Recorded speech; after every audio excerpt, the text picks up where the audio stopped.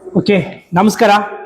ಇವತ್ತು ನಾವು ಕೆಪಿಸಿಸಿ ಪರಿಶಿಷ್ಟ ಜಾತಿ ವಿಭಾಗದಲ್ಲಿ ದಲಿತರ ಪಂಚಾಯಿತಿ ಕಾರ್ಯಕ್ರಮ ಕಳೆದ 15 ದಿವಸದಿಂದ ಈ ಕಾರ್ಯಕ್ರಮ ವಾರಕ್ಕೊಂದು ಕಾರ್ಯಕ್ರಮವನ್ನ ದಲಿತರ ಪಂಚಾಯಿತಿ ಕಾರ್ಯಕ್ರಮವನ್ನು ಮಾಡ್ತಾ ಇದ್ವಿ.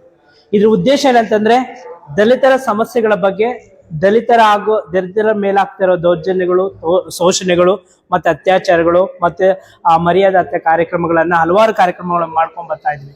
ಇವತ್ತಿನ ಕಾರ್ಯಕ್ರಮ ದಲಿತರ ಪಂಚಾಯಿತಿಯಲ್ಲಿ ಕೋಮುವಾದ ಸಂಘಟನೆಗಳಲ್ಲಿ ದಲಿತ ಯುವಕರು, ಪ್ರಜ್ಞಾವಂತ ಯುವಕರು ಯಾವ ರೀತಿಯಲ್ಲಿ ಅದರಲ್ಲಿ ಭಾಗಿಯಾಗಿ ಆ ಸಂಘಟನೆಗಳ ಮುಖಾಂತರ ದ್ವೇಷದ ಭಾಷಣಗಳಿಗೆ ಬಲಿಯಾಗಿ ಅವರ ಜೀವನವನ್ನು ಹಾಳು ಮಾಡಿಕೊಳ್ಳುವಂತಹ ರೀತಿಯಲ್ಲಿ ಇವತ್ತು ಸರ್ಕಾರದ ಒಂದು ಅಧಿಕೃತವಾದಂತಹ ಪತ್ರಿಕೆಗಳಲ್ಲಿ ಮತ್ತು ಅನೇಕ ನಾಯಕರುಗಳು ಸಮೇತ ಇದ್ರ ಬಗ್ಗೆ ಪ್ರಶ್ನೆ ಮಾಡಿದ್ದಾರೆ. ಆ ಒಂದು ವಿಚಾರವನ್ನ ಇವತ್ತಿನ ದಲಿತ ಯುವಕರು ಯಾವ ರೀತಿಯ ಕೋಮು ಸಂಘಟನೆಗಳಿಂದ ಎಚ್ಚರವಾಗಿರಬೇಕಾಗಿದೆ, ಅದರಿಂದ ಯಾವ ರೀತಿಯಾಗಿ ದೂರ ಆಗ್ಬೇಕಾಗಿದೆ. ಬಾಬಾ ಸಾಹೇಬ್ ಅಂಬೇಡ್ಕರ್ ಅವರು ಅವಾಗ ಹೇಳ್ತಾ ಇದ್ರು ತಮ್ಮ ಮಾತುಗಳಲ್ಲಿ, ನಮ್ಮ ಯುವಕರು ಯಾವತ್ತು ಪ್ರಜ್ಞಾವಂತರಾಗ್ತಾರೋ, ನಮ್ಮ ಯುವಕರು ಇಂತಹ ಕೋಮು ಸಂಘಟನೆಗಳಿಂದ ದೂರ ಇರ್ತಾರೋ, ಅವಾಗ ಅವ್ರು ವೈಜ್ಞಾನಿಕವಾದಂತ ಜ್ಞಾನವನ್ನು ಬೆಳೆಸ್ಕೊಂಡು ತಮ್ಮದೇ ಆದಂತ ಜೀವನವನ್ನು ರೂಪಿಸ್ಕೊಳ್ತಾರೆ ಅಂತ ಅನ್ನೋದನ್ನ ಮಾತನ್ನು ಹೇಳಿದ್ರು.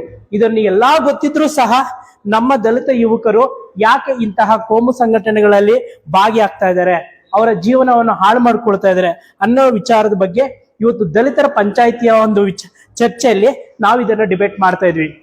ಈ ಕಾರ್ಯಕ್ರಮಕ್ಕೆ ಭಾಗವಹಿಸಿದ ರಾಜ್ಯ ಮಟ್ಟದ ಪದಾಧಿಕಾರಿಗಳು ಮತ್ತು ಜಿಲ್ಲಾಧ್ಯಕ್ಷಗಳು ಆಮೇಲೆ ಮಾಧ್ಯಮಸ್ಥರು ಭಾಗವಹಿಸಿದರೆ ಅವರಿಗೆ ಹೃತ್ಪೂರ್ವಕವಾದಂತಹ ಕೆಪಿಸಿಸಿ ಪರಿಶಿಷ್ಟ ಜಾತಿ ವಿಭಾಗದ ವತಿಯಿಂದ ಸ್ವಾಗತವನ್ನು ಕೋರ್ತಾ ಇದ್ವಿ. ನಮಸ್ಕಾರ ಎಲ್ಲ.